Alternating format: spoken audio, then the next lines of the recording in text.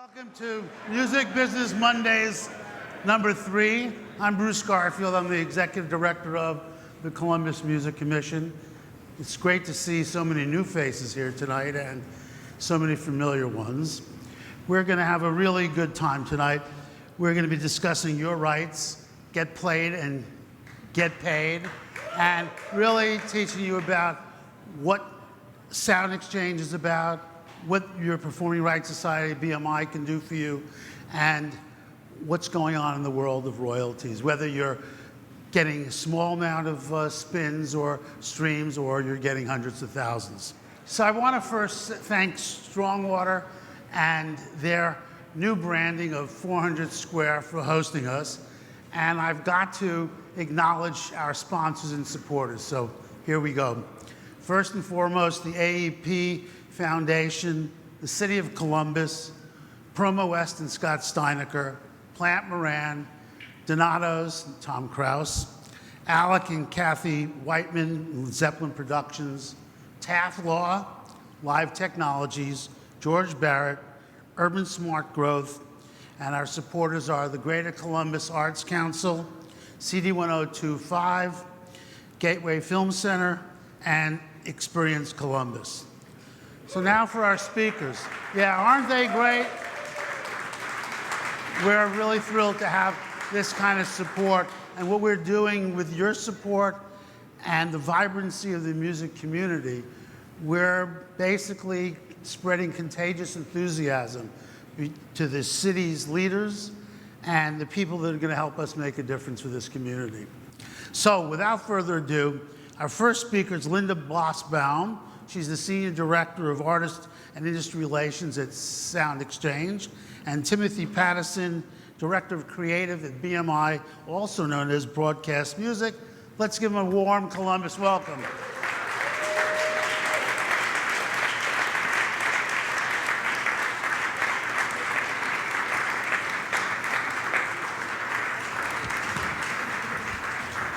Welcome. Thank you. Welcome. Thanks, Bruce. Linda traveled all the way from Washington, D.C., and we saved the airfare because Tim was here. He's from Ohio, and he was here for a wedding. So he flew himself in. So I'd like to start by asking each of you to kind of give us a picture of your career background and the path you've taken to where you are right now. Ladies first. Okay. Clearly, I'm not a performing artist, or I would know how to work one of these. Thank you, Bruce. This is great, and so fabulous to see such a vibrant music community in Columbus, Ohio, and you're a fine-looking bunch. So thanks for coming out tonight. It's great to see all of you. I started my career in Washington, D.C., not the biggest music capital that you would naturally think of when you think of music in the industry, but it is quite vibrant in terms of the laws and rules and regulations that govern the music industry, which is where I started my career. I worked in the tech industry for a while, went to work on Capitol Hill, and had the honor of working on a piece of legislation called the Digital Millennium Copyright Act. Don't go to sleep yet. Not the most interesting song you've ever heard, but it really allowed for the development of technology for music and all types of creative content to start to blossom. And having written that bill, got to meet plenty of people from all sides of the tech industries, the content industries, and see them come together and watch things like Apple iTunes have the ability to blossom because of those rules that were in the DMCA. And so that was a great place to kind of learn about the industry, and got a phone call one day from Universal when it was both the movie studio and the music company, and asked me to come and kind of help them with their legislative efforts from the outside up to Capitol Hill. So I have a lawyer. I'm a lawyer by trade. I have a JD, but it's not something I transactionally do every day. And have worked for the entertainment industry ever since then. Went from Universal over to Warner Music, opened their Washington office and represented that label for 6 years. And then went out on my own to kind of represent the creative side. And working for a lot of these corporations, I realized there was a creative spirit. There were individuals that were writing the songs and playing the drums and running the boards that needed to have a voice in the whole equation. And I didn't feel that that was necessarily being loudly represented in Washington, D.C. So kind of broke out on my own, and SoundExchange was my first client. They were on my door the first day saying, please come help us, because that's what we do every day at SoundExchange. And so did some consulting for them for a couple of years, and I've been in-house for about 5 and have the pleasure and the honor every day of working with creative people like yourselves and making sure that they get their music played, and they get discovered, and they get paid. Thank you.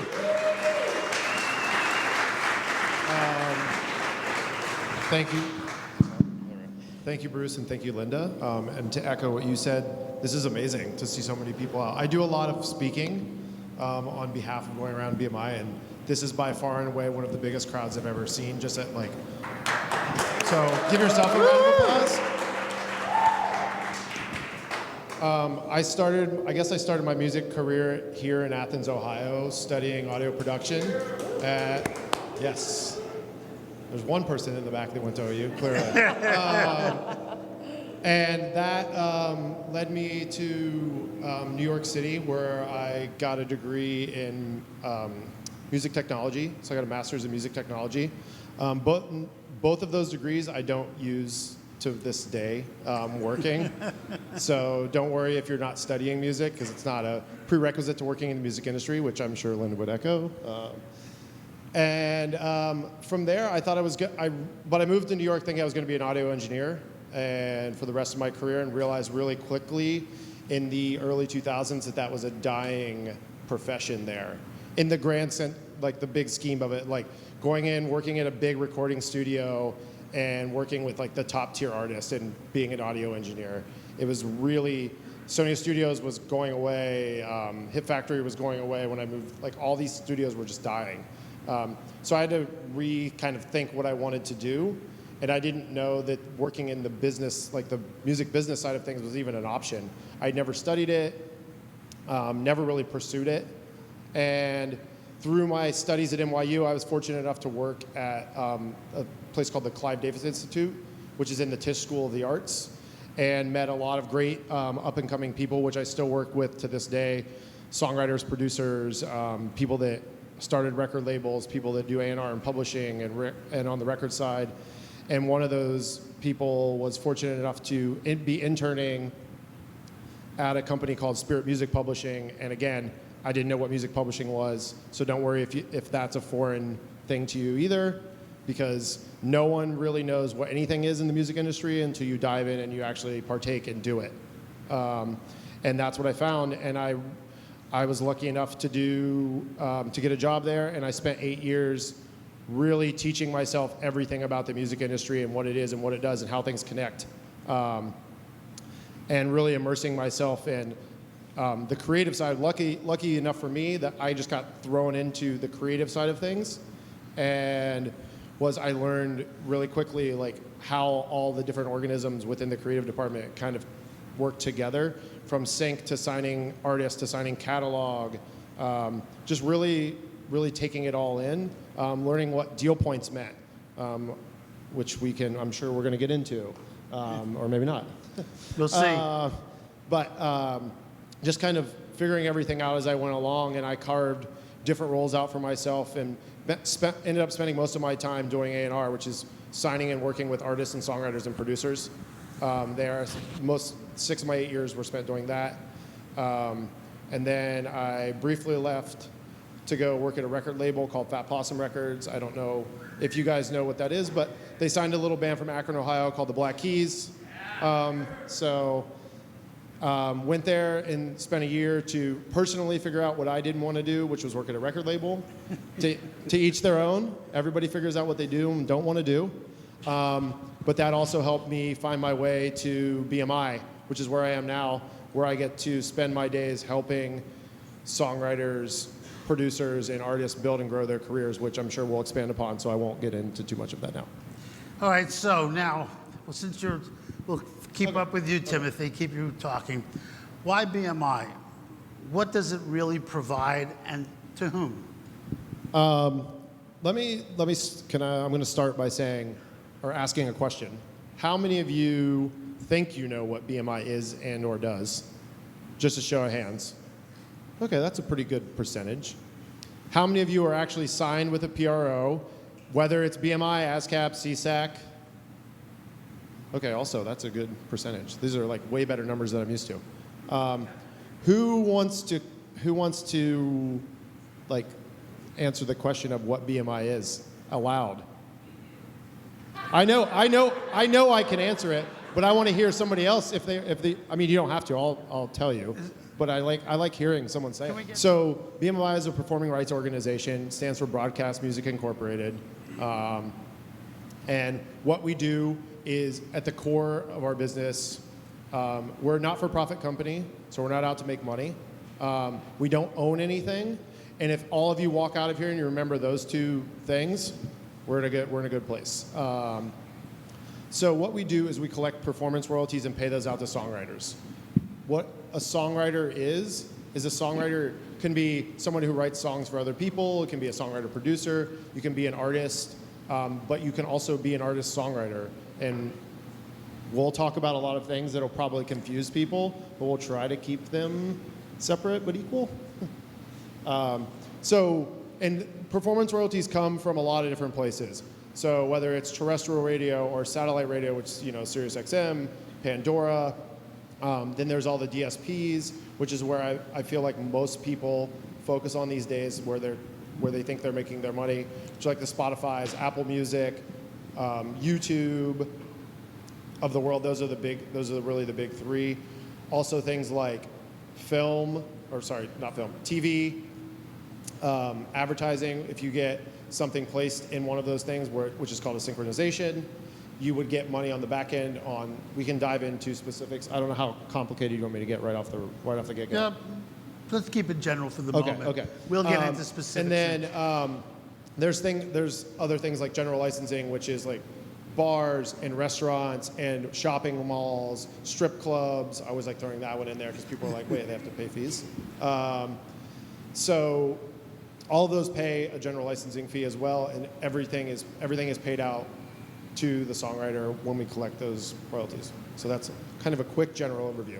Well, I also know that BMI is also very active with artist showcases, at conferences, South by Southwest, writers' workshops.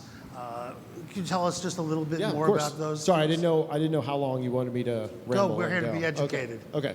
To Bruce's point, we do a lot of things, both locally, regionally, nationally. I'd say for the New York, I work in the New York office, just so everyone knows. We do a lot of things locally. We have a monthly showcase that we do in New York called the BMI Acoustic Lounge, where we showcase 2 songwriters that play in the round. And it's just songwriters or artists that we as a team are excited about. And by team, I mean we are a 4-person team in New York. BMI, I don't know if anyone has any idea of how many songwriters and publishers we represent. It's about 820 to 40,000. And there are 3 of us in New York that represents that. I mean, we're based in New York, so it's primarily a New York market, but we do go out and do, obviously I'm here. I was in Detroit last month. We're in Chicago. We're trying to be as many places in the region as we possibly can to like spread the gospel. But we do local stuff with showcases. We do that up to things like South by Southwest, as Bruce was saying. We used to do stuff at CMJ when that existed, which used to be the New York version of South by Southwest. Does everyone know what South by Southwest is, or generally? Okay. And then we do things all the way up through to we represent festival stages. We have stages that we curate as a company at Lollapalooza, at ACL, at Hangout Fest, which happens in Alabama, for those that aren't aware. We do songwriter seminars. We do monthly, in all of our offices, we do a thing called BMI 101, which is just like basically a generalization of like what BMI is, how you collect royalties. but those obviously don't happen in a regional aspect, so you can only take advantage of those if you live in places where we have offices. So we have offices in New York, Nashville, LA, which are the 3 biggest music markets in America. We also have a small office in Atlanta. We just opened an office in Austin, which has 1 person. So we're trying to spread out. We have a tiny office in the UK, which kind of oversees UK and Europe. And we're doing a lot of stuff over there. We're trying to do more stuff there with songwriter. We also do songwriting camps with various songwriters, when and where those make sense. We try not to do those one every year that's always the same, because it kind of just churns the same thing every year, where everyone's just like, oh my God, you do a songwriting camp. What does that mean, and how do we get involved? But it really needs to be curated, because if you don't have an artist involved and you go into this endeavor, you've got a bunch of songwriters in a room that are writing songs that may not ever go anywhere. So when we try to do those, we just want them to be more of a curated space where we're trying to find people that are actually signed to a record label, so we can not guarantee, but give us a better chance of having something that we're trying to get developing songwriters so they get a cut on someone's album or something like that. So those are some of the kind of creative things that we do. I don't know, does that kind of cover your... I'm glad you really went into that kind of detail. Okay, cool. I find that lots of people, even artists I've represented as a manager, don't know the depth of, particularly what BMI does. So, Linda, it's your turn. Just kind of give us an overview of what do you provide, to whom, and some of the details. Sure. Well, it kind of goes back to the beginning of my career when I was mentioning the Digital Millennium Copyright Act that was written back in the 1990s. So all of the services and examples that Tim just gave for BMI were very much present in all through history, but not to get too much into law school, because I saw people rolling their eyes when I explained the letters after my name. But lawyers are very important in the music industry. Losers. They're important, but people kind of run away from us. Just generally speaking, everybody understands 2 copyrights, the words and lyrics versus the performance. So the Digital Millennium Copyright Act back in the 90s recognized that there were these PROs out there to represent the songwriters, and if they were lucky enough to have a publisher, then they would work with some of the publishers. But the same thing did not exist for digital music on the recording side. Classic example, who sang R-E-S-P-E-C-T? Come on, guys. Aretha, legend. May she rest. Anybody know who wrote it? Otis Redding. So Otis Redding was getting paid for all of those years. Every time that song was played on the radio, Otis Redding got a check. Every time that song was played on the radio, Aretha Franklin was not being paid. So in the 90s, the artists went up to Capitol Hill, and the labels went up to Capitol Hill and said, this isn't fair. We have these recordings and these legends that are being enjoyed by consumers all over the place, and we should have similar rights. And the great minds on Capitol Hill at the time recognized that moving forward in this new digital marketplace, that nobody was quite sure what that was going to look like. Again, this is kind of pre-iTunes and pre-Steve Jobs and these little things we're carrying in all of our pockets today.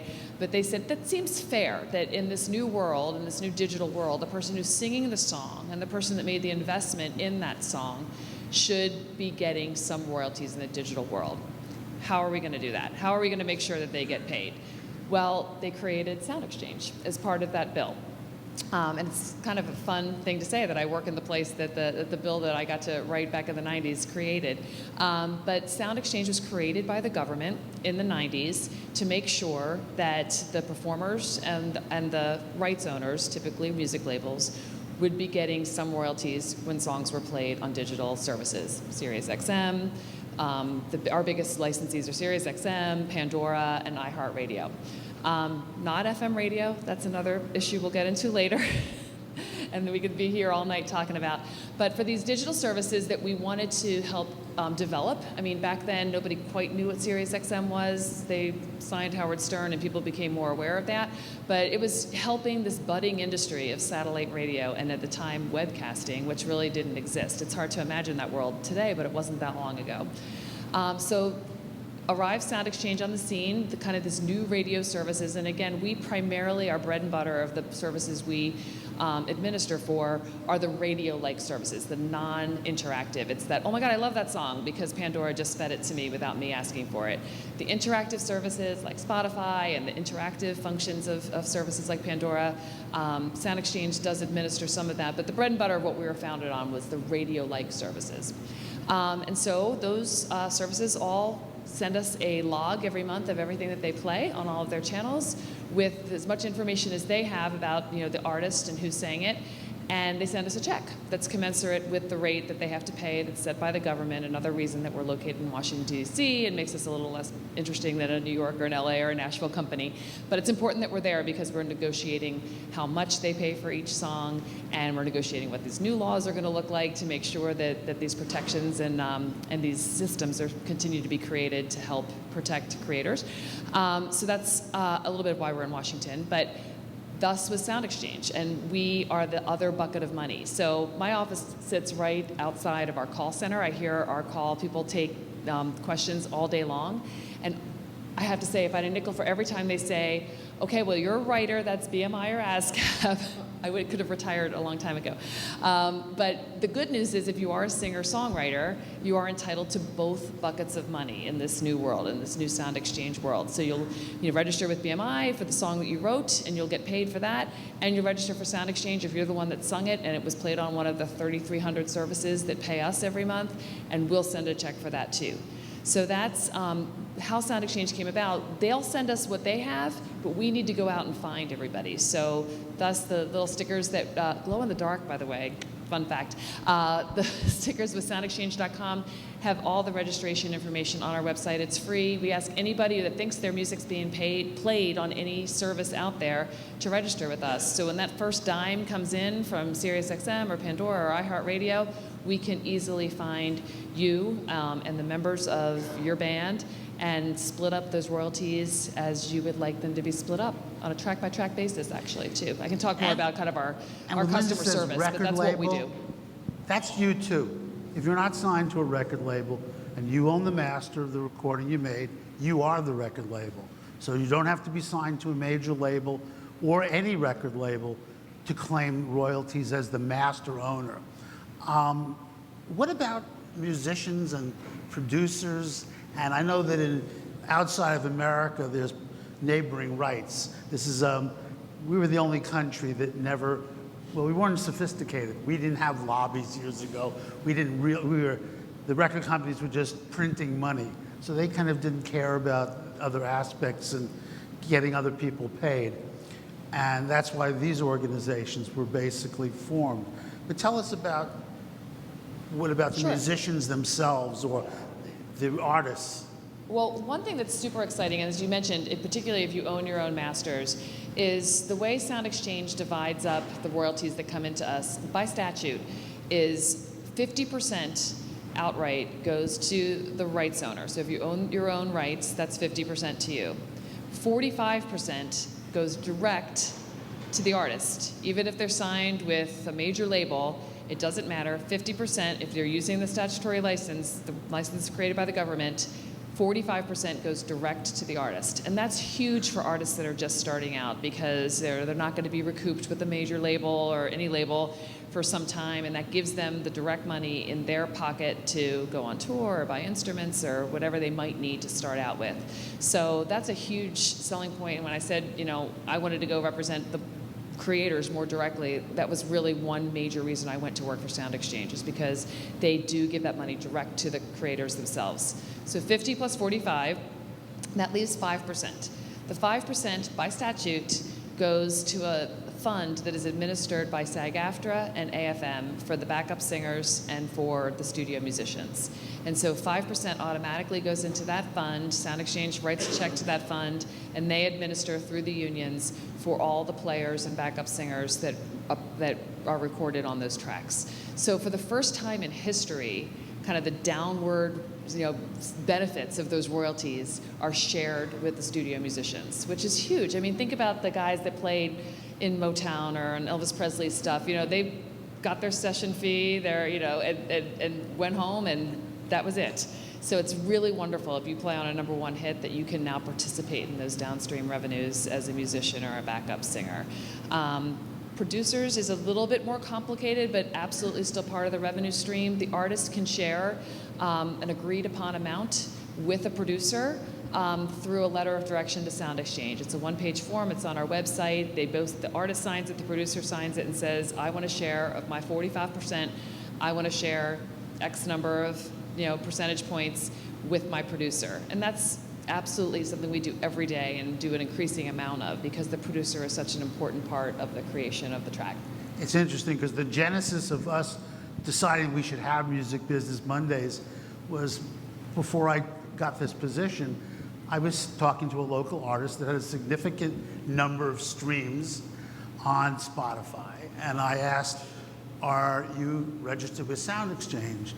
And the response I got was a blank stare, asking me what was SoundExchange. And I said, "Well, they're holding money for you. It's called, I don't know if you want to call it the black box, but there's money there." And that's kind of how we started this. So my next question is, what's the criteria for membership, and is there any cost? Either one. For SoundExchange, none. It's totally free to register for SoundExchange. And just to build on your point, from the moment that track is played until the money goes into the black box, you have 3 years to claim 100% of that money. So sometimes it takes a while to realize, oh, wait a minute, there's some guy in his garage in Indiana that's playing my stuff all day long. Oh my gosh, SoundExchange has money for me. So you have 3 years before that gets put into a black box. So there is some time, and we will basically, I have the greatest job in the world, because y'all can come up to me and I'll be like, I might have money for you, and I can call my team and they can tell me if we have money waiting. So it's a great place to be. But it's totally free to register. You can register before you even put your music out there, so that when that first dime comes in for you, we'll know where to find you. But it's totally free. It's What on our about website. IRC codes? You want to ISRCs? touch on that for a Yeah, minute? so ISRCs are basically the kind of the, oh my God, I'm totally going to date myself, the card catalog of having... Social security number. That's the best way to do it. Basically, yeah, it's kind of the way that we can track every single track. And a lot of tracks will have numerous ISRCs. So some people have dance versions or country It's versions. an imprint that goes It's an into your imprint. master. It's registered, so it's a digital imprint.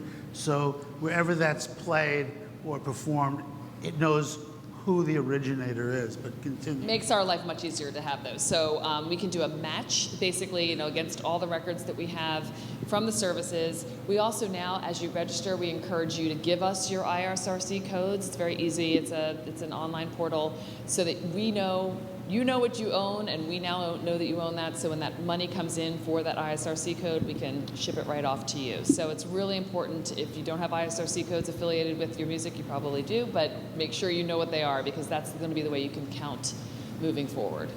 You're up, Tim. Same question. Or you want to Well, change? what's the criteria for membership? Is there So the cost or- criteria for membership for BMI is knowing your name, your address, and your social security number. It's that basic to sign up as a songwriter. If you want to set up a publishing company, signing up as a songwriter is totally free. We charge a fee to set up a publishing entity, and what that means when you're setting up a publishing entity is just you as an individually owned company. It's tied to your social security number as well. Takes a few more steps, but we do charge a one-time fee of $150 to set that up. But we don't require you to set that up. ASCAP, if you are commercially releasing music, they make you set up the publishing account and the writing account, and I think they charge for both. I don't remember the charges. But we allow you to register the publishing portion of your songwriting to your writer account. So is that confusing anyone when I say that? Okay, let me try to preemptively answer that before you ask the question. So the songwriting side is made up of you as a songwriter and you as a publisher. When you write a song, you are automatically the publisher. So if you write a song, you become the publisher of that song. If you're not signed to a publishing company, then you own and represent the rights to that song. The moment if and when you sign a publishing deal with Warner Chappell Music or whomever, then you go in, let's say you enter into a co-publishing agreement. If I'm going off on a big, Go, just please. stop me. You would enter into a co-publishing agreement in which you would share the co-ownership 50-50 with that publishing entity. So and if that's the case, they would represent your publishing entity that you set up with us on your behalf. So, yeah, whatever, you can call your publishing entity whatever you want. I mean, when you set it up, I recommend some version of your name in some fashion, especially if you have a unique last name and throwing like music or publishing at the end of it, just because when someone's publicly looking it up, say that there's a music supervisor out there that wants to use your song on a TV show and finds it on Spotify randomly. They're going to go to ASCAP search database, repertoire database, or ours, or CSAC, and try to find your song. If you co-wrote that with 5 other people, and everybody has different publishers, no one's going to know which publisher's connected to which person unless there's a way to tell. So that's why I kind of just like, if and when you're setting it up, try to do something that's, not, back hair music publishing. That really exists, by the way. He's a famous producer. So like things like that don't connect well when you see like 5 other people, 6 other people on a song, which happens all the time, and you don't know how to connect that back to a person, because when a music supervisor is trying to find something to use, they're going to click on the publishing entity because that's where the information is listed on who to contact. So I know I just went on a wild tangent right there. So where am I? How do you want to bring me back, or do you just want me to keep going? Well, I think it's just kind of, you guys can free flow. Yeah, I love that. Because you already answered half the questions I have coming up anyway. Okay, questions are good, because that kind of, unless you don't want to do questions yet. Questions from these guys? No, absolutely. Yeah. No, because I feel like that will drive the conversation. Did I answer your question in your head? Shoot. Hi, I'm Walter K. We have a group called Mojo Flow. We're all co-writers, and we have an LLC that we basically use to collect when we play live. We'll collect the money and then pay it out. Can we use the LLC as a publishing company, or do we need to register a separate business? You can totally. Are you BMI? Yes. Okay, just wondering. I always ask that question. So yeah, you can totally use the LLC to collect. We have this conversation all the time with, specifically with bands and groups, because they do funnel a lot of their money, touring, merch, all that stuff through an LLC, and you can set the LLC up as your publishing entity. Just when you do something like that, you want to make sure that you're all on the same page as far as the band or group goes, because when you're doing that, you're paying it to whatever bank account's tied to that LLC. All of your writing shares will still get paid to all of you as writers individually. So if you split everything evenly, let's say it's 4 ways, so everybody gets their 25% to each of them as a writer, and then all of the publishing royalties would get paid to the LLC, and then you guys do with what you want with that. I don't know, if everything else is getting paid there, it makes sense that you pay that side, as long as you're all funneling it back into the band and you're making your writer royalties on your own. So, does that answer your question? It also costs, it's $250 to set up an LLC. Have you done that yet? We have put an application through, and it's we hit a couple of roadblocks that I don't know I have. I might be able to ask or answer more specific questions afterwards. Yeah, of course. Do all platforms adhere to the same royalty rate or equation?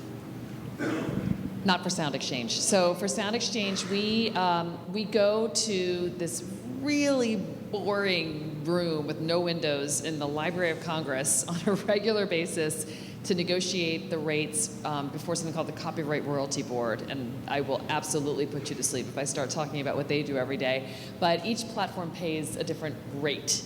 So depending on whether you're SiriusXM, you'll pay one rate. It's usually a percentage of revenue. The webcasters will pay a different rate. A college radio station will pay a different rate. Those top tiers of your cable, anybody still have cable? television? Anybody pay for that? Okay. If you still have cable, those music choice things at the top of your dial, they pay a different rate. So different platforms will pay different rates that, for us, are determined by the government as being a fair rate for the marketplace competition and whatnot. I have a show of hands. How many musicians here don't submit a list of their songs, a set list, to either BMI, or ASCAP, or CSAC?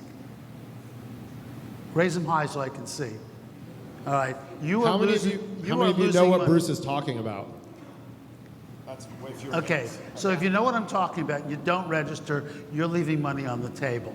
Every single establishment that is licensed by BMI, ASCAP, or CSAC, they're paying a license fee.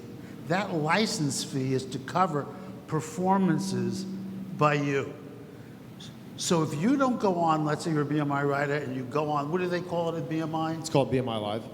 Okay, you've got to register. Here's what I played. This is my original composition. I played. That's going to earn you money. It doesn't matter if it's a club that seats 50 people or you're playing at Express Live. Every promoter, every venue, at least the ones that are not skirting the issue or infringing, pay a fee, and that's your fee. Including the one we're in, hopefully. What? Including this one. Always make sure they're doing that before you set up your gear there, too. Sorry, say that again. Sorry. I don't, 6 months to 6 to 9 months. I don't know the exact dates for BMI Live performances. I think it's 6 months, but they're listed specifically on our website under the BMI Live. It'll tell you exactly when the last period was and when the next period's coming. Should I dive into some BMI Live stuff? You guys can keep, just talking about what you think is relevant for our music makers. So the BMI portion of what Bruce is alluding to is called BMI Live, and it pays you for live performances when you when you play your songs out and perform them out live at venues. Whether it's the coffee shop that hosts live music 5 days a week, or the Basement. That's literally the only venue I know in Columbus anymore.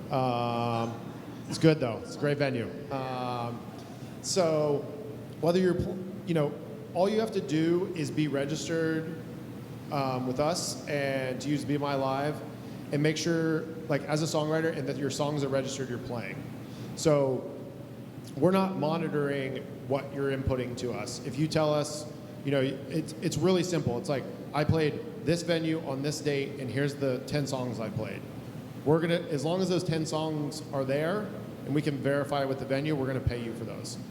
But if you don't tell anyone, unless you're on a top 300 grossing tour, then you don't have to tell anyone, but I'd still recommend, if you're opening up for some huge act that's playing stadiums, that you still submit it, because that way it's just covered.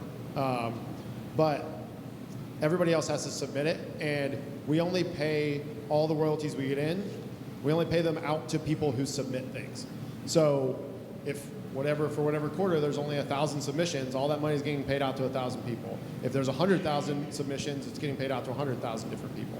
So it's only as good as the people that use it, and you would be shocked how many people don't use it. I can count maybe on one hand the amount of people that I signed when I worked at a publishing company that actually took advantage of these things. And I was telling them, like, give me your login info. I'll have somebody in the admin department input this info for you. And they still didn't send it. They're just missing out on money. It's money that's there to be taken advantage of. And I feel like more people than not don't take advantage of it. So if you're a touring singer-songwriter, in a band, an artist, whatever, make sure ASCAP has I'm sure there are people here that are signed up to ASCAP and CSAC. They have the exact same thing on their end to utilize. So if you are playing out at all, please take advantage of that. It's money. It's like gas money when you're touring, or it'll put you up in a hotel for a night. Okay, now hands are flying up. How do you want to do questions? Do you have anything you I want to add to exactly what Tim was saying, that it's unfortunate that this stuff just doesn't happen automatically. You think in the digital world that somehow people, the universe would know that your song is being played on a digital radio station or you're playing out and they should be able to figure that out, but it doesn't happen, unfortunately. And also, the creative people in this room, you don't really want to wake up in the morning and do a lot of bookkeeping, but unfortunately, as Tim was saying, you can't take advantage of a lot of these services if you don't. I mentioned the 3 years that we'll hold on to your money. What happens after that 3 years is those black box savings start to be distributed across all of our paying entities. So if you made 25 cents and Taylor Swift made $25 million, you're still going to get that portion of the black box distributions when they go out. If there's ever a legal settlement that applies to every SoundExchange member, you can't play if you don't get into the system. You won't be counted to get your portion of whatever those royalties are. So it's just important to make sure we know who you are and where you are, so when these these benefits for your own music and sometimes benefits of just being part of the organization come about, that we can help you participate with those. It really applies.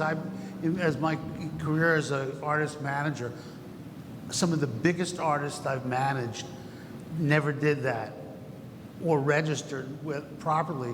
And I mean, literally, when I first started managing Sinead O'Connor, we collected almost $700,000 globally, between, SoundExchange and all kinds of other things, PRS and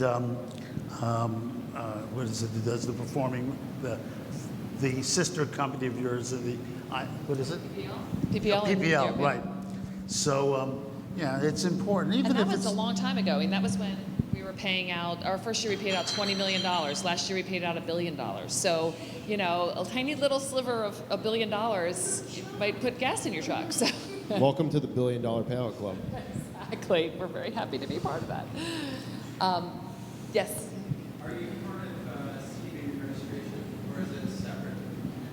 Yes, we're part of, we work very closely with CD Baby. We're at their conference every year. You can, they will share, make it, actually it's very seamless. In fact, correct, they'll do that for you, absolutely. And it's also a great place if you ever need your ISRC codes or any of the CD, we don't endorse one service over another, but I will personally say CD Baby's very good. They take 9%. They take, well, it's not free, that's right. But it is, Way better than a label. Yeah, and look, I mean, I can't endorse their business models, but I can say if you really, are brand new and need somebody to kind of hold your hand at the beginning, some of these services can help for a while until you figure it all out. It is complicated for the greatest minds out there. It's a lot. CD Baby's good. Are you able to break your way and actually register with you? Absolutely. You can register directly with SoundExchange. We won't take 9%. We do take an admin fee, but it's much, much lower than that.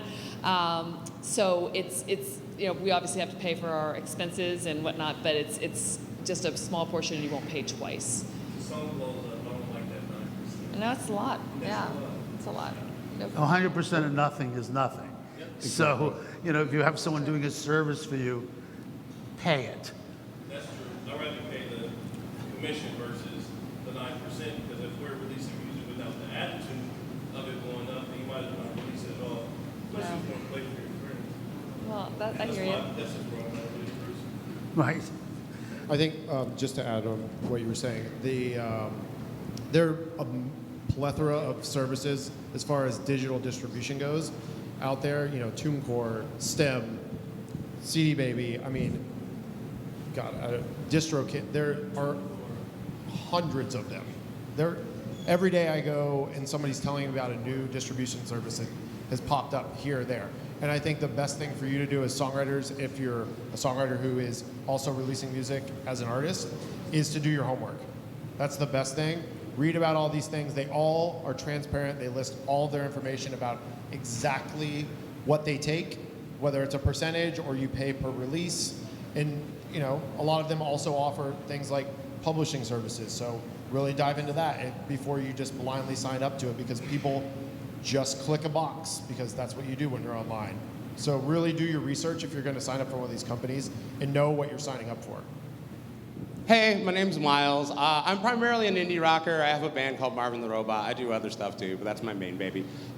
So I've been, speaking of being a baby, of the young decisions. First of all, I made a SoundExchange account and it just was like, oh, cool, I did it. I don't know, some checks showed up. I was like, cool. And then a couple years went by and I was like, maybe I should check in and make sure like actually everything's current. So like, what's a good way to do that? Just like, should I send an email with like a spreadsheet of IRC codes and be like, is this on, you guys have this too? Like, is that a good way to do that? That's a great way to do it. We have an online portal called SoundExchange Direct. So I'm not sure when you were most recently on, if that's something that you have access to. I will give you my card by the end of the night and make sure that we get you into SoundExchange Direct. But it's an online portal. You can see everything that we're collecting on. You can see everything that we think we have. If it doesn't match what you have, you can upload more repertoire into the system. It should be not such a big surprise. And I've heard that story many times, like, wow, these checks showed up and it was so exciting. It's like, no, you should know. We have these tracks in, and I know that's getting played all over the creation. And, you know, so, but there's an online portal. It's all automatic. It's all online, and it's self-service. So, and if you have access to your own account, you can check it out. You can also, if you do have a team or a manager that you want to have access to that too, you can add that person to be helpful on your behalf. Awesome, thank you, thank you. And then for you, you made a really great comment about using your name as the publishing company. I made my publishing company when I was a teenager, and I picked a really, up there with the one that you mentioned, goofy kind of sounding name. So if you're married to Cow, and now you're in the situation where you're like, people are trying to look you up, and you know, they're like, well, I wasn't looking for dumb, you know, publishing, you know. Would it be smart, would a smart solution for that be to make a website for your idiot name publishing company, and then, if so, what information would be useful to put on that website? I think a phone number is useful. I know that people don't like getting phone calls, but I think a phone number is useful. And just an email. I think if you list the proper information on the page that you click, that like someone would click on from the outside to see your publishing, what your publishing company is listed as on BMI, that's the best way, because if they're looking for something and you've got a couple people, they'll look at each publishing company and reach out. If they really want to use the song, they'll dive and dig. But if you have no information there, that's the worst thing you can possibly do. You've got a great name for a publishing company. Miles and Miles. I mean, come on. You can come up with, everybody in this room could come up with something for you. That's a good name. Mine is called Dark and Mysterious Will.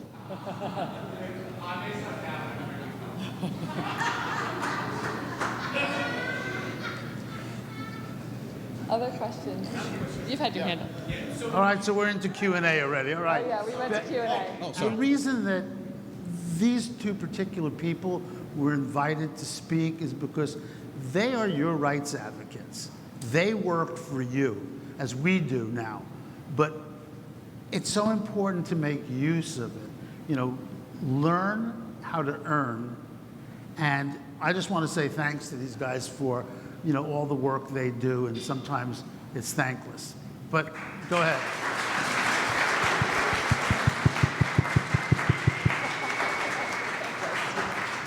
All right, go. All right, so my name's Chris. I deal with a lot of artists in marketing and promotion. I had a particular question specifically about touch tunes and internet jukeboxes. Is that anything that you all deal with, or is that considered like a mechanical royalty or something outside of the scope of what SoundExchange and or BMI would collect on behalf of an artist? It's outside of the scope of what SoundExchange collects on. It's not being serviced over the internet or through a kind of one submission to lots of people. So that's outside of our scope. Okay. I believe we have a license with that entity, but I don't know the specifics as to how everything gets tracked and recorded. But also, most of those are sitting inside a bar or a restaurant. Correct. So they're paying a general licensing fee one way or the other. So that's the way. I just don't know. I don't know the specifics of what our license looks like with that company. Cool. Thanks. So sorry. Stand up and give us your name, please, when you get the mic.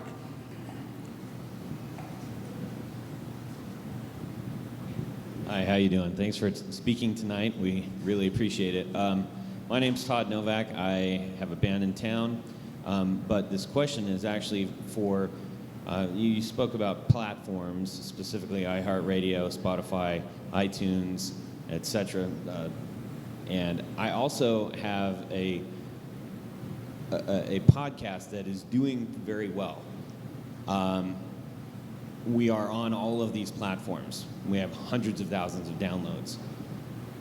Do the rights extend in the same manner to that? And if this is a totally separate thing and everybody's like, oh, we're talking about music, yeah, like, we'll talk later, but that's, you know.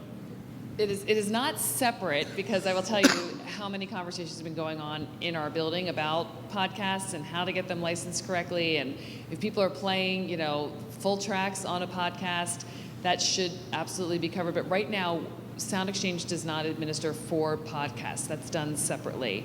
I will be honest in telling you that it is something we're thinking a lot about, because we see that that's where a lot of this is headed. You know, we're probably all going to listen to a podcast on our way home tonight. I mean, they're very prevalent these days. So stay tuned, I guess, is the answer on that one. And it's good news that you're at least getting, you know, some exposure out there. But right now, that typically doesn't get reported into SoundExchange. It's interesting. I just read that several record companies have now formed podcast divisions.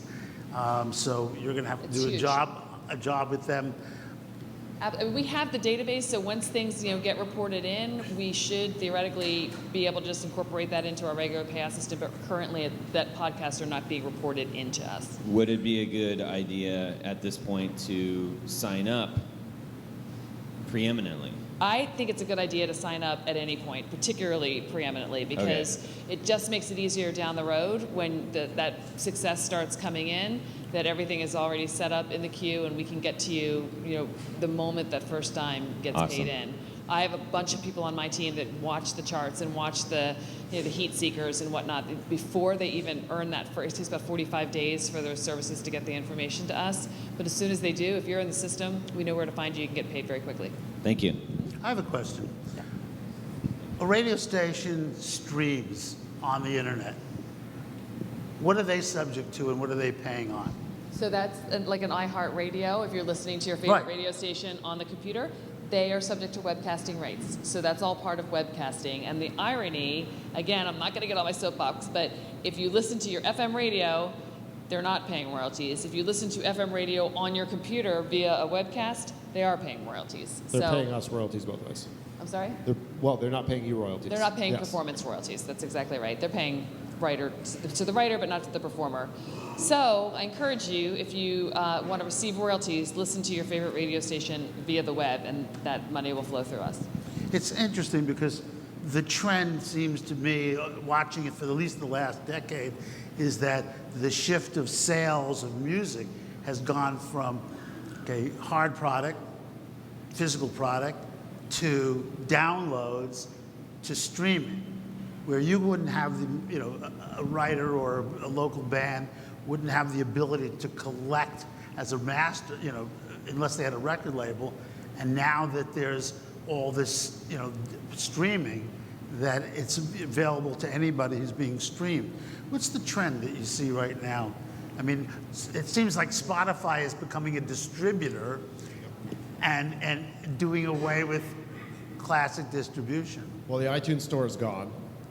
Or if it's not, it's leaving, whichever way you want to put it. Amazon's going to follow suit. You're not going to be able to buy anything from either of those places. And they're the two biggest ownership downloads that on the planet. So the two biggest places to buy music are both going away. Streaming is here. It's going to stay. Wish we would have realized this 15 or 20 years ago, but we didn't, and we were all stupid for it. But it's here. Who knows what's going to come next? I don't know. Spotify is doing direct distribution with artists. If you're lucky enough to get in on that and be a part of it, if they deem you worthy, that's really what it comes down to. I say take advantage of it. I know very few people who actually have a direct deal with Spotify, and I'm talking, and those people have tens of millions of streams. So it's not like everybody just gets to sign up, even though they touted it as that's what it was going to be. It definitely isn't that. And I'm not here to speak on behalf of what they're doing, but I don't know. I don't know that I necessarily can say with distinction like where the trends are going, because I feel like every day something new is happening. You know, the things like Peloton and SoulCycle. I don't know if anyone's into that, but those were things that I didn't even know we were paying money on until somebody had me look at their statement and was like, why am I getting money from Peloton? Because we're paying a license for every time their songs are used on every Peloton station or whatever they're called. I don't know how Peloton works. But I think there are all these new digital technologies that are constantly coming out in different capacities. And I think just getting your music out there digitally is the best way to stay on top of this stuff. That would be my advice. Questions? Come on, all right. Who's got the mic? Okay. Did you have Hi anything there. to add to that? Okay. I have a question regarding the performance royalties, to take a step back, because I'm not quite sure how it works. So I'm signed up with one of your competitors who It's fine. who I've been signed up for a while, but I didn't realize that you were able to collect the performance royalties when you play at a venue. So I made sure I was signed up, and a couple years ago, I played a rather large venue with actually a Grammy-nominated artist there, and I opened up for them. And I submitted my information, and they gave nothing. They said, and I had all my songs registered. So I guess my question, and I played some stuff locally, and I would never name who it was, but there were some local venues that I realized didn't pay into the PROs either. So I wanted to make sure, number one, how the process works, because are you guys, whether it's BMI or ASCAP, are you calling and say, hey, this person played on this night, did they play, are you paying? Because then that could adversely affect us ever getting a gig. Again, kind of calling them out. So I wonder how that worked, if you can help me understand that. Well, they should be paying, because the way I usually talk about this is, if you're opening up a restaurant or a venue, while paying your ASCAP, BMI, CSAC fees are probably at the very low bottom of the checklist, it's on the same checklist as turning your electric on, turning the plumbing on, all these things to make, you know, making sure the ducting is in properly, all these boxes that you have to check, getting your inspections.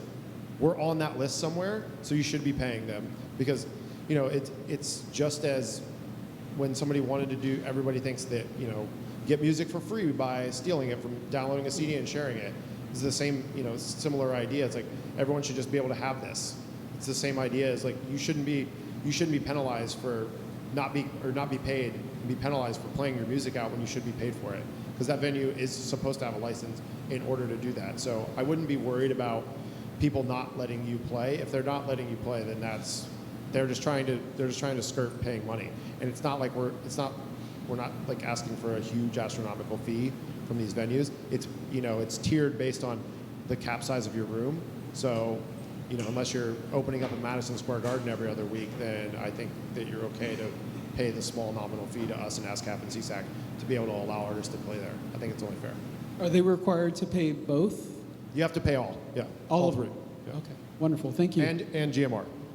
Is there a mechanism that, let's say Michael submits his playlist, and it's not approved or it's bumped, for the lack of another term, that the venue owner doesn't respond to, you know, to you checking, does he get informed, or is there any recourse? Yeah, if you submit it through the system, the admin team that checks those things will reach out. If something is wrong, they'll reach out and be like, this was wrong, or this came back wrong. So you should get a follow-up email. From that, it may not come in a timely fashion. You know, we get billions of submissions from all the DSPs to, you know, the BMI Live stuff and all the things across the board. So it takes a while to go through some of this stuff. So it may not be like the next day, which everyone thinks everything should, in the digital world, everything should be answered immediately. And I can tell you that, and I'm sure Linda would echo this, that there are hundreds and hundreds of emails that come in, and not just from the people that, you know, like yourselves, but also, you know, you mentioned Taylor Swift earlier. She has a team of like God knows how many people that work for her. Any of them can email us at the office. Well, they don't email me, they email our COO, but they can email him, and anybody on that team can email him and say, hey, I've got this problem with this, that, or the other thing. And he can't even get to that stuff fast enough, let alone us answering. We don't, I know you said call center earlier. We don't have a call center. All those things come through all the creative teams, which are not very big. I think we're 40 to 45 people on the creative side, and every single inquiry that comes through the 800,000 plus affiliates that we have comes through our department. So on a daily basis, the phone ringing, yes, it still rings. We have landlines, emails, all that stuff comes through us. So if you email one of the offices and don't get a response right away, don't take it personally. It's just volume. I feel like I should always say that. And I would just add, we do have a call center. I sit right in the middle of it, which sometimes gets a little loud, and increasingly we're probably getting 1 in 4 or 1 in 5 phone calls that are in Spanish, so that's fun to kind of have swirling around all that. But it's fantastic. We do answer the phone, and I will say, I say this publicly or not, we don't prioritize the phone calls. So if you're calling and Taylor Swift's calling at the same minute, they're both going to get funneled through the same line, and you're going to have the same wait time and all that. So do always call. We have landlines. We pick up the phones. It sometimes takes a little while, but we're pretty proud of the customer service we provide on a daily basis. And you'd be surprised who calls the general line at our companies. It's true. Sorry, you had a question. Hello, my name is Tony Casa. I'm with Zoo Trippin' and Columbus Covers Columbus. And also thank you to Bruce and our speakers for coming out. We greatly appreciate this. I just have a couple of quick questions for each of you. First off, for you, sir, the BMI stage for the festivals, for the Lollapalooza, the one on the beach out there, Hangout, how do we register for that? Is that something that we do through a EPK, or is that something that there's a specific person for that? There's not a registration or a submission process. It basically comes down to, when and where things make sense, who's in what. Because we've tried to build it as the who's next stage, if you will. And God knows we've gotten it wrong multiple times, who knows. But it's gotten filtered out there in the world as, all the big agencies know that we have these. All the big management companies know that we have these. So it comes down the pipeline of like, oh, my artist is doing X, Y, and Z, and they've got this run leading up to this, and it would fit perfectly on your stage. So, but at the same time, we've also just found stuff that we love and we want to champion and that we fight for on an individual basis to put on the stage. So there's not a formula for it, but it's got to make sense for us. It's got to make sense. Whether timing is a big part of it. So we don't want you to not be on an album cycle or not have music out or not be on a tour and you can't afford to get yourself there.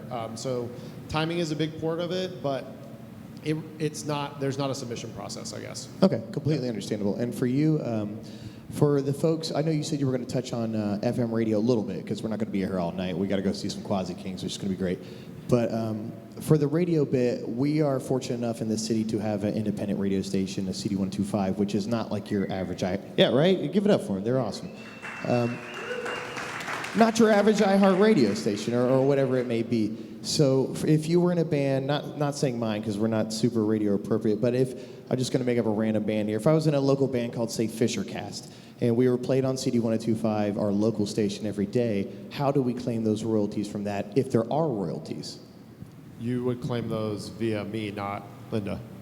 As a writer. As a writer, yeah. Yes. As an artist, yeah. Now, I would say you should still register with SoundExchange because chances are that radio station is being simulcast on the web. So ironically, that's why I always tell people, turn off the FM radio, turn on your computer, and then you'll get paid.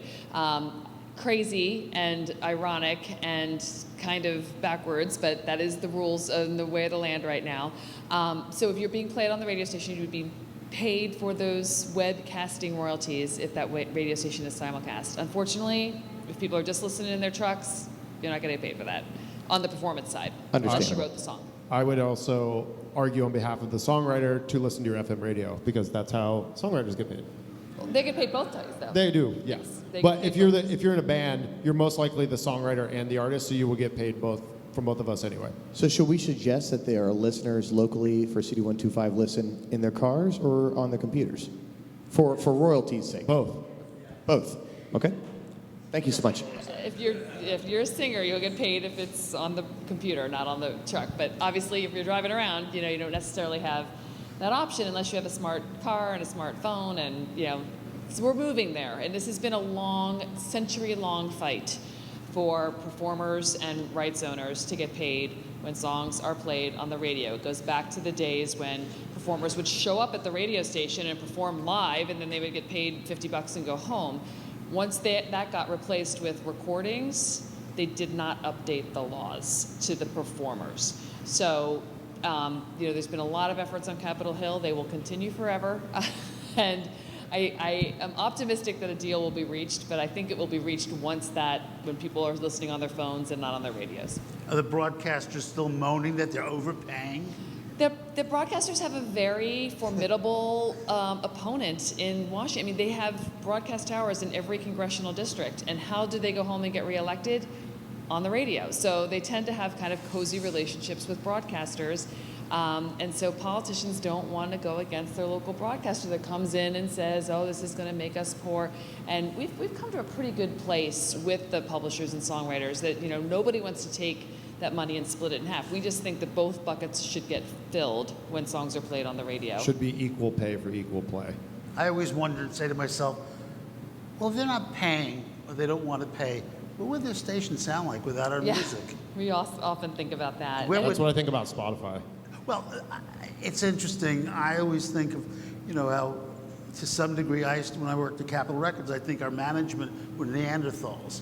Because again, they were printing money and they didn't think ahead. They even rejected using CDs for the first year because they didn't want to pay Phillips a royalty. But there seems to be just a kind of a reticence about, when it came to Spotify or the original digital platforms. I believe most of them started as copyright infringers. And, they would get a cease and desist letter, meaning shut down or get sued. And I think the record companies finally said, well, gee, look, here's another way for us to make money. So we'll create a deal with them. And even if we're getting a little bit of money, it's more than no money. And then today, Spotify and Pandora's valuation is larger than all record companies put together. So, you guys are fighting for it, and I appreciate it. Other questions? Yeah, Bruce, we got a couple questions back here. And someone might have asked us up front, but when they didn't have the mic, I couldn't hear the question, so I apologize if they did. But did you say, because I submit through CD Baby, do I still need to go to SoundExchange.com and do that directly, or is that done already through CD Baby? I believe there's a box on the CD Baby platform that you have to check to yes, there is. Invite and I them do that. to collect the SoundExchange. Okay, so I don't need to do both. I'm not completely familiar with their format, and it may have changed, so I would definitely check, but I believe that CD Baby has a box you can elect to have them collect your SoundExchange for you. So I don't need to do this site directly if I'm doing that? Yeah, I would just make sure, go back and just check with CD Baby that they're doing that for you. I don't know when you signed up or if you checked that box, but just, there is an election box that you can do through them. Okay, thank you. More questions? I have two questions, actually. One is, can you explain mechanical royalties at all? And the second one is, are there any other rights organizations, if we're registered with, ASCAP and SoundExchange already, are there any other ones that we should be with that doesn't do something that you do, if that makes sense? You want to take mechanicals? I mean, we don't collect mechanicals because we're not allowed. Right. But, gotcha. I mean, traditionally, I guess I'll go the traditional way. As a publisher, I'll put my publishing hat on for 10 seconds. Traditionally, as a publisher, there were three main income streams that you would make as a publisher. One being performance royalties, the other being synchronization, meaning your music is being synced to some sort of audiovisual medium, and the third was mechanical, which you would get paid when there was a physical sale of some sort of either download and or CD purchase or tapes, LPs going back. But we don't, as BMI and ASCAP, we're regulated by the government, not allowed to collect mechanicals, so we don't participate anything to do with mechanicals. So I'll leave it, and then I'll hand it off to Linda. Yeah, and for obvious reasons, the mechanicals collected on those physical products have really dried up for a lot of understandable reasons. There are just not so many record stores, there's not so many pieces of plastic changing hands. That being said, as part of the law that was passed last year, which we haven't gone into a lot of detail on, it was called the Music Modernization Act that the Congress passed last year. I'm sure you saw some press about it. But it does get into the question of mechanical royalties and how they'll work with all these new streaming services. And what the Music Modernization Act is doing is trying to apply the mechanicals in the modern way of consuming music, which is through digital service providers. So mechanicals are kind of in the news again. There's a mechanical licensing collective that was developed as part of that bill. And if you Google that, you'll see lots and lots and lots and lots of press this year about how that's being built up and the rules around that. And without getting into too much detail, mechanicals will become important again because of this new bill and how they the services have really wanted to have a one-stop shop to basically pay all. They have money, they want to pay royalties, it's just really, really hard for them to do it sometimes. And so that was what the bill last year tried to accomplish, is to make life a little bit easier and to address mechanical licensing in the digital world. Super simplistic, but nobody wants me to go more detail, I'm sure. It's complicated. It's better than I would put it. Thank you. I think we have another question back here. Hi, my name's Kristen Gramza. I'm a singer-songwriter. So this is actually a really good transition. So with everything that's going on with the changing industry and all the laws that are being passed, as with a lot of political issues, it's easy to sit here and think, all these people are making decisions that directly impact my life, and I don't have, any say other than signing like an online petition. So what could me or anyone else here in Columbus do to help advocate for our rights and getting paid fairly from some of these streaming services? Write your representative first and foremost. Talk about what it is you do. Tell them why it's important to you. For us, that's what we tell. Other than we do reach out to our. If you have an email in our system, when we reach out to gather people up to just have names on a petition, please say yes and fill that stuff out on our website, or respond to the email to put your digital signature on that. We do have do you know Michael Collins? Oh, yes, yeah, I do. okay, Michael, okay. very well. Yep. So we just hired a full-time person in DC to be there on the ground every day working for songwriters, and he's been there for 2 decades, maybe. I don't know. He's been in Washington, but for BMI like several months. Yeah, only several months, but he's been there for a really long time in DC working in advocacy. So he's there on behalf of songwriters that we represent. So that would be my 2 cents in that. The other thing I would add is you've got a tremendous resource here in what Bruce has put together with the Columbus Music Commission. I mean, always power and strength in numbers. And if every city had such a vibrant community that was banding together, I mean, the fact that there's this many people in the room on a Monday night says a lot. And so...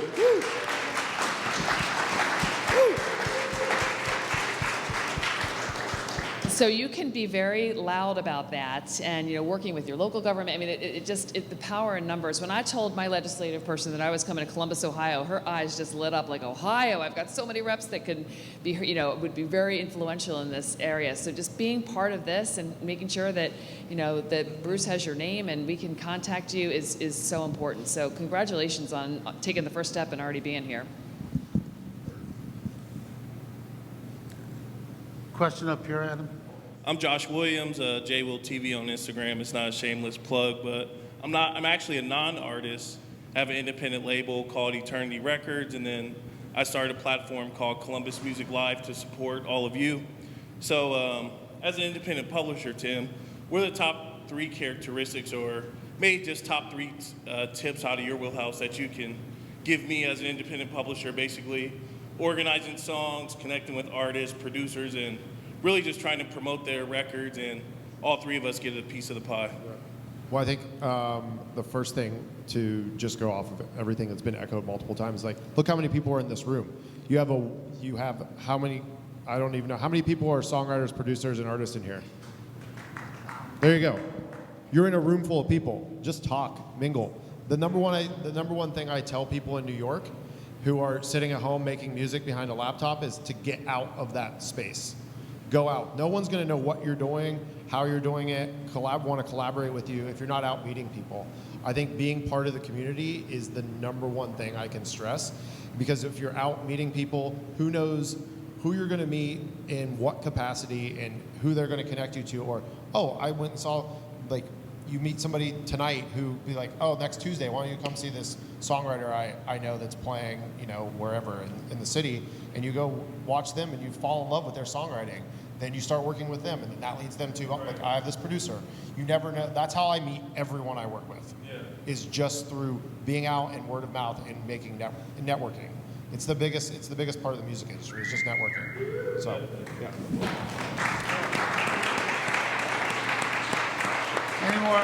Are there any more questions in the room? So I want to just say a few things. That first and foremost, if you are not on our mailing list, go to musiccolumbus.com, register.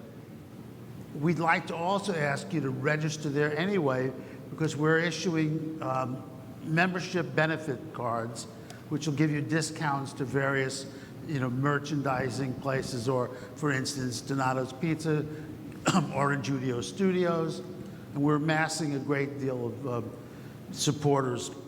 The next Music Business Monday will be on the 15th of July. We'll have a surprise announcement to make who's going to do that. The fifth one will be on August 12th, and that topic will be modern strategies for recording and record production with Fab DuPont and our own Brian Lucy. Also, on your chairs, you'll see a card for a program called The Gift of Music. We are working with and spearheading, along with CD 1025 and WOSU, an instrument donation drive. And I'm sure there are people out there that have that guitar that doesn't have strings on it, or the, the saxophone, excuse me, the saxophone that's collecting dust in your garage. So you'll be getting a mailer to remind you, but I believe it's July 8th through 15th. We need to put instruments in the hands of kids in the school system and kids who are underprivileged. So please participate in that and sign up for membership. And a big round of applause to you guys for showing up. Thank you very much. And our speakers.